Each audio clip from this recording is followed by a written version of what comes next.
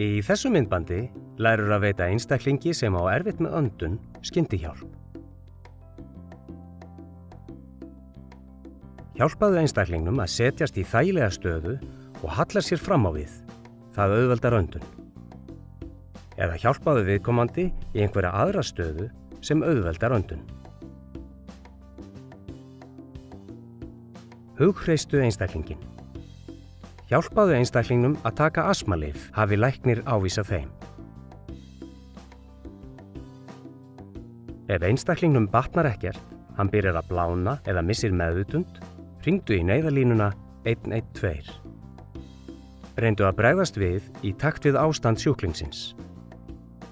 Ef einstaklingurinn missir meðvitund en andar eðlilega, komdu honum fyrir í hliðarlegu, hringdu á neyðarlínuna 112, breyti eitthvað yfir einstaklinginn og fylgstu vel með ástandans þar til sérhæfð aðstoð berst.